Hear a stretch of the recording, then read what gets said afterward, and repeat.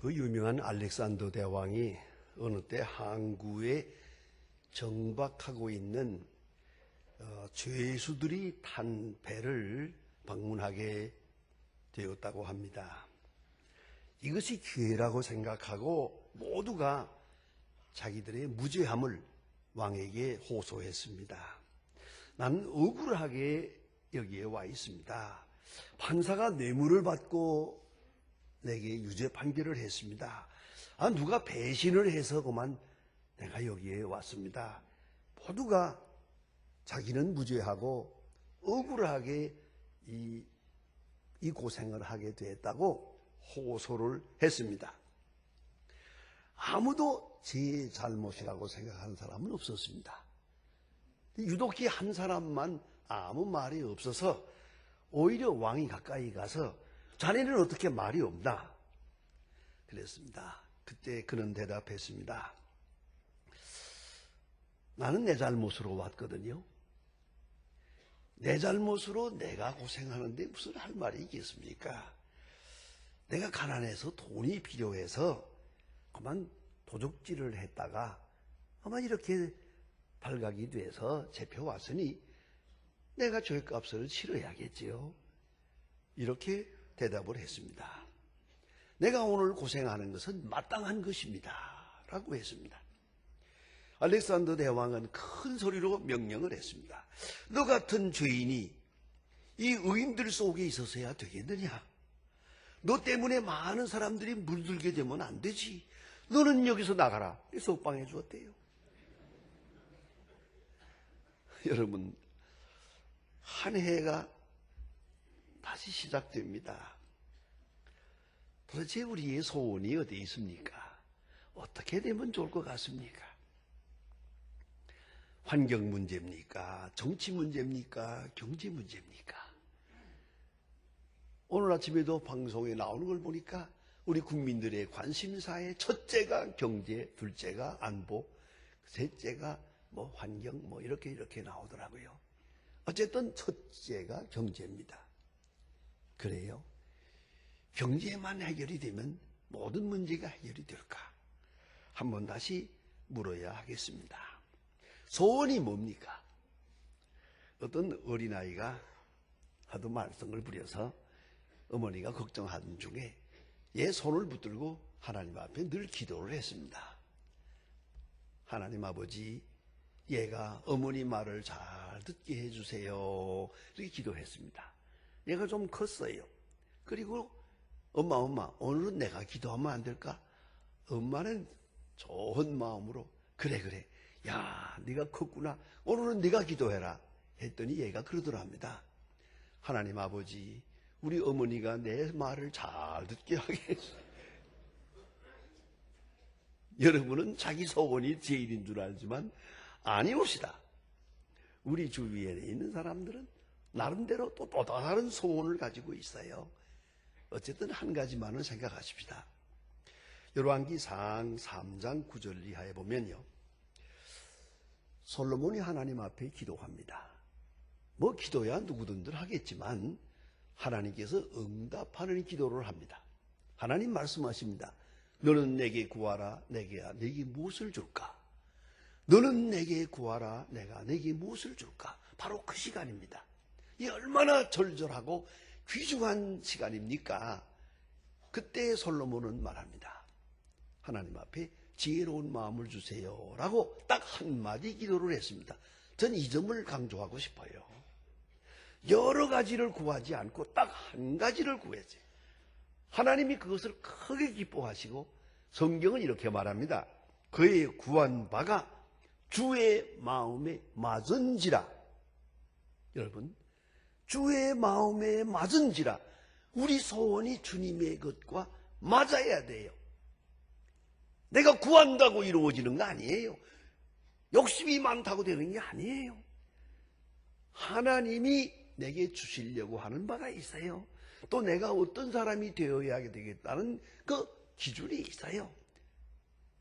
주의 마음과 맞아야 됩니다. 여러분, 우리가 매일 경험하지 않습니까? 애들이 아무리 몸부림쳐도 부모님의 마음에 맞지 않으면 줄 수 없어요. 아주 주어서는 안 되죠. 꼭 같이 하나님의 마음에 맞아야 됩니다. 그렇다면 오늘 우리가 생각할 것이 뭡니까?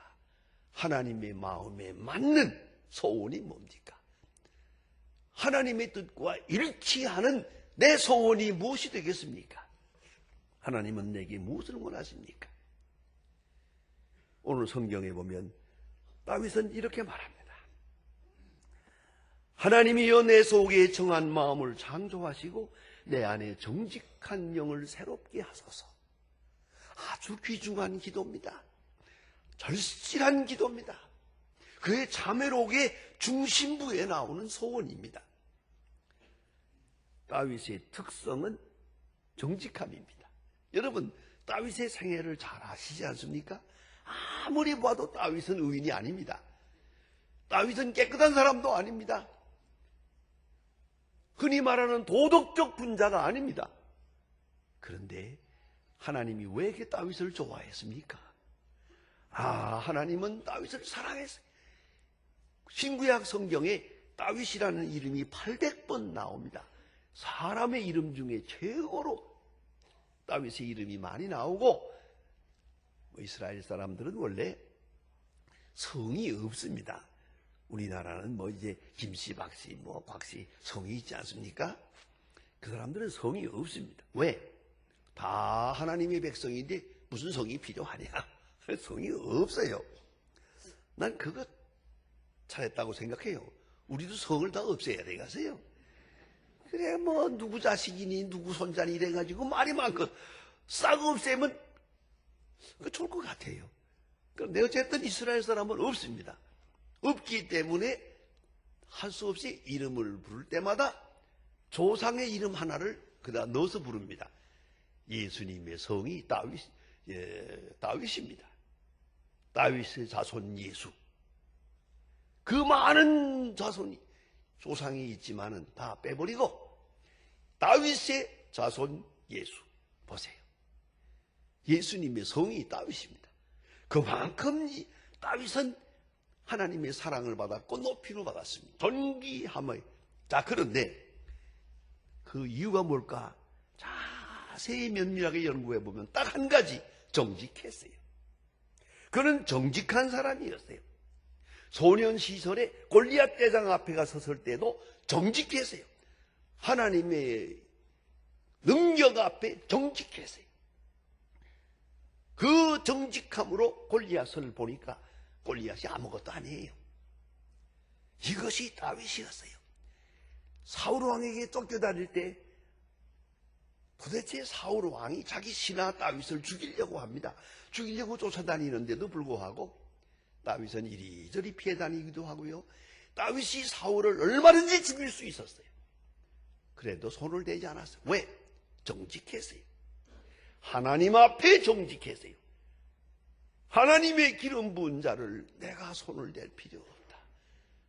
그리고 피해 다녔습니다. 하나님 앞에 정직했어요. 특별히 그는 회개에 있어서 정직했습니다. 이거 큰 사건입니다. 그가 실수해서 우리아의 아내 밧세바를 취했습니다. 큰 죄를 지었습니다. 그러나 나단 선지가 와서 당신이 그 사람이오라고 말할 때 그대로 무릎을 꿇습니다. 이건 귀한 일입니다. 한번 이렇게 시나리오를 바꾸어 봅니다. 당신이 그 사람이요라고 말할 때 다윗이 이렇게 말했다면 어떻게 되겠습니까? 저놈을 내다 목을 베라. 그럴 수 있죠. 그럼에도 불구하고 다윗은 나단 선지 앞에 무릎을 꿇었습니다. 하나님의 종 앞에 무릎을 꿇습니다. 내가 죄를 지었나이다. 사실 생각하면 이게 어떤 죄입니까? 이거 다 폭로하고 왕으로 살 수 있습니까? 전 생각합니다. 다윗이 회개보다 더 중요한 것은 왕관을 내 던지지 않았다는 사실입니다. 그것이 더 훌륭합니다.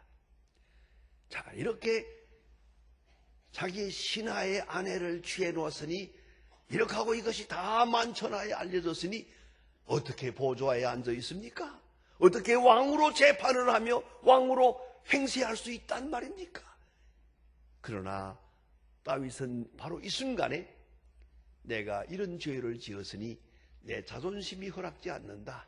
왕관을 내던지고 베들레헴으로 가노라. 다시 목자로 돌아가노라. 그렇게 하지 않았습니다. 직무유기하지 않았습니다. 이 점이 더 훌륭합니다. 다윗의 회개는 바로 이겁니다. 회개하고 회개한 그 위치에 있습니다. 누가 돌을 던지든 누가 나를 비난하든 아니 하나님이 내를 치시든 그대로 다 받을 생각입니다. 이게 정직함입니다. 우리는 정직하면서도 때때로 변명이 많아요. 정직 다음에 오는 후속 결과에 대해서 수용성이 없어요. 정직하고 그 다음에 되는 일은 묻지 마세요. 어떤 일이라도 다 수용할 수 있어야 되거든요.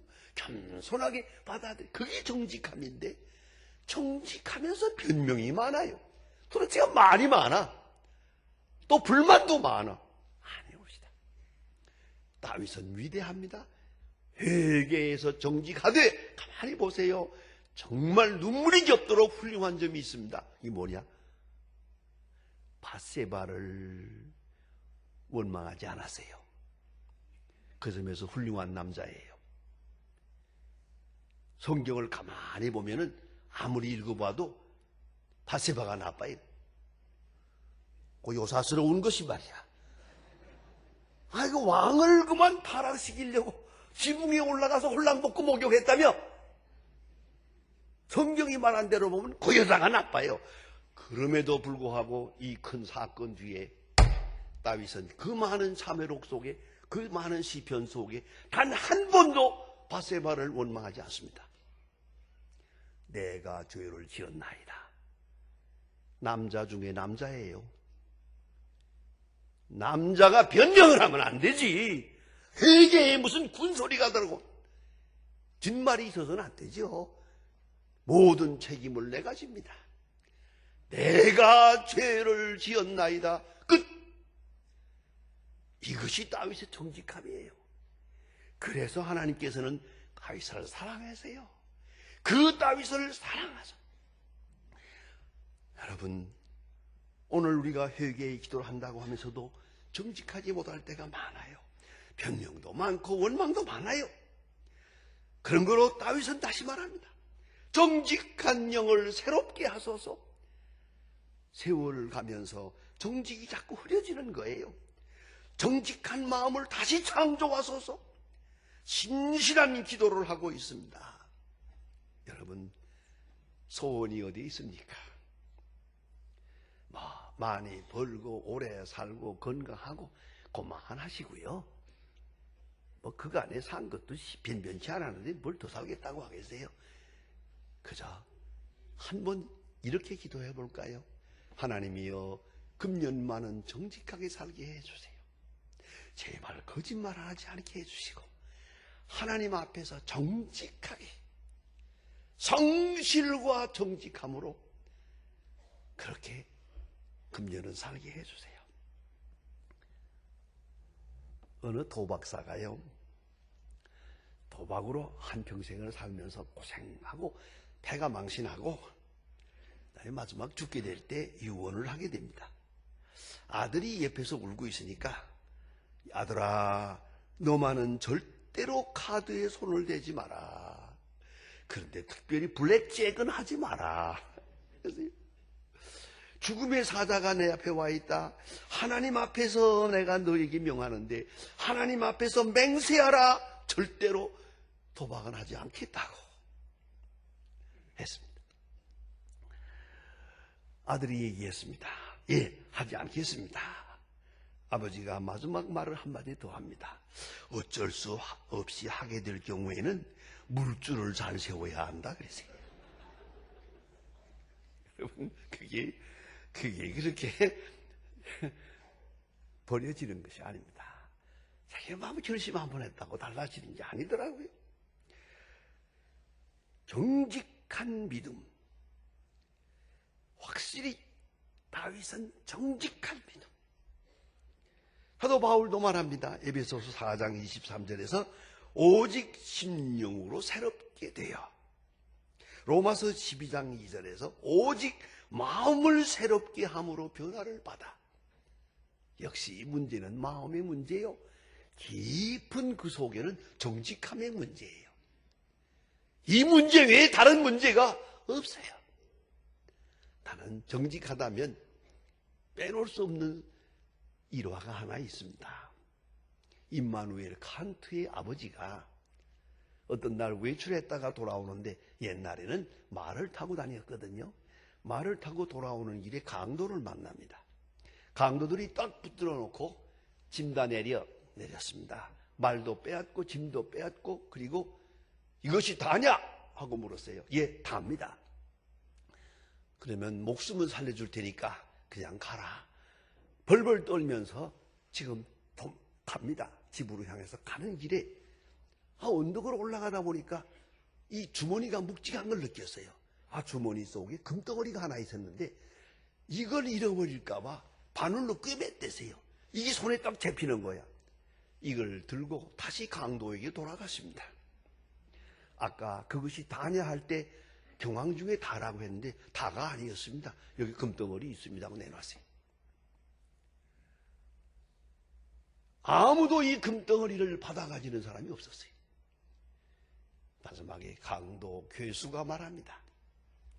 이런 사람의 돈을 빼앗으면 벌받아 이놈들아. 다 돌려줘라. 말과 짐까지 다 돌려줬다는 거 아닙니까? 여러분 웃었지요? 웃을 만한 얘기예요. 요새는 이런 사람이 없으니까. 얼마나 굉장합니까? 정직하기에 그는 힘이 있고 용기가 있었어요. 또 감동도 있었어요. 정말 이제야말로 옛 얘기가 될 수밖에 없네요. 이런 일은 오늘엔 없으니까 말입니다. 정직함이 얼마나 소중한 것을 우리에게 말해줍니다. 다윗은 정직한 믿음의 사람이요, 정직한 회개의 사람이요, 정직한 소원의 사람이요, 자신에 대해서 정직하고 이웃에 대해서 정직하고 은혜 앞에 정직한 사람이었어. 왜? 정직이 곧 경건이었기 때문이죠. 정직할 때 경건하고 정직함을 잃어버리면 경건은 무너지는 거예요. 깊이 생각해야 될 문제입니다. 여러분, 가끔 우리는 새 사람이 되기 위해서 결심도 합니다. 무언가 바꿔보려고 노력합니다만은 그게 그렇게 되는 게 아니옵시다. 이건 기독교의 진리가 아닙니다. 내 의지로 될 수 있는 게 아닙니다. 여러분, 종자의 원리를 아십니까? 여기 씨앗이 하나 있습니다. 이 씨앗이 그대로 있는 동안은 절대로 다시 더 많은 열매를 맺지 못합니다. 씨앗이라는 건. 그런데 이 씨앗이 땅 속에 들어가서 썩어야 됩니다. 썩는 순간, 죽어지는 순간 싹이 나고 많은 열매를 맺을 수 있는 겁니다. 종자가 변해서 열매를 맺는 게 아닙니다. 종자가 죽어서 열매를 맺는 거예요. 이것이 기독교 진리의 핵심입니다. 십자가 앞에서 우리가 죽어야 될 때입니다. 여러분, 우리나라의 유명한 교수님 하나, 한평생 지성인으로 살았고 자타가 인정하는 현대적 지성인입니다. 그런데 요새 와서 그가 유명한 책을 썼습니다. 지성에서 영성으로. 자, 그런데 말입니다. 그 내용의 골자는 이렇습니다. 지성을 믿고 지성으로 살아왔는데 아니더라는 거예요. 그러나 지성을 버릴 수 없었어요. 마지막에 딸이 죽었어요. 사랑하는 딸이 죽으면서 내 지성이 함께 죽어버려. 거기서 영성이 살아났어요. 영의 눈이 열리고 나니까 새로운 세상이 보이는 거예요. 내가 왜 이것을 미처 몰랐던가? 여러분, 영의 눈이 열려야 지혜도 지혜가 되고 총명이 열립니다. 생명력이 다시 솟아나는 것이옵니다. 이걸 잊지 말아야 합니다. 옛것에 발전해서, 옛것에 진화해서, 옛것에 최선해서 새 것이 나오는 게 아닙니다. 옛것의 죽음에서, 사도 바울이 말했듯이 내가 그리스도와 함께 십자가에 못 박혔다. I am crucified with Christ. 내가 그리스도와 함께 죽었다. 그리고야 새 사람이. 중생케 하시는 큰 역사가 있으므로만이 기적적으로 주의 뜻을 이룰 수 있는 것입니다.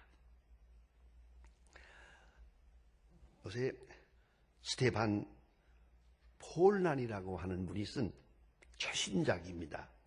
8가지만 버리면 인생은 축복이다 라는 지혜로운 말이 있기에 한번 말씀을 드려봅니다. 그 자신이 80고령인데 왕성하게 활동하면서 이 시대의 최고의 라이프 코치로서 많은 사람에게 도움을 주고 있습니다. 많은 사람들이 공통적으로 그에게 묻는 말은 지금보다 더 행복하게 살 수 있는 비결이 없을까요? 라는 것입니다. 이에 대한 그의 대답은 8가지입니다. 첫째, 나이 드는 것을 초조해하지 마라. 즐겁게 늙어라. 이게 무슨 말입니까? 가까워오고 있는 죽음에 대해서 피하려고 하지도 말고 미련을 떨지 마라. 두 번째는 과거를 후회하지 마라. 지나간 것은 지나간 것이다. 비교 감정을 버리라. 내가 보기에 행복해 보이지만 그 사람 행복한 사람 아니다. 그런 거로 남하고 비교하지를 말아라. 스스로 평가절하 하지 말고 자격지심을 가지지 마라. 내가 나를 사랑하지 않는데 누가 나를 사랑할 것이냐고. 자기 자신을 소중하게 여기라. 도움을 청할 줄 알아야 한다. 도움을 받지 않는 것만이 있는 것은 아니다. 다른 사람의 지혜도 구하고 능력도 구하고 또 도움도 구하는 그 자체가 인간의 아름다움이다. 완벽한 타이밍은 없다. 타이밍만 기다리지 마라. 적극적으로 대항할 것이다. 최고보다 최선을 택하라. 오늘을 잘 살아야 내일이 열린다. 오늘은 어둡고 내일은 밝으리라고 생각하지 마라. 오늘 이 한순간이 밝아야 밝은 내일이 오는 것이다. 이렇게 조언하고 있습니다. 여러분, 우리가 무슨 소원으로 새해를 맞아야 하겠습니까? 하나님이여, 내 속에 정한 마음을 창조하시고 내 정직함을 회복시켜 주세요. 정직함을, 아주 어린 아이들은 정직합니다. 그런데 조금 크면서부터 거짓말을 합니다.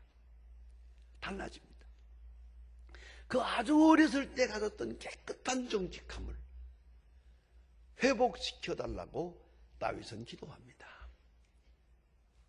하나님이여, 내 속에 정한 마음을 창조하시고 내 안에 정직한 영을 새롭게 하소서. 기도하십시다.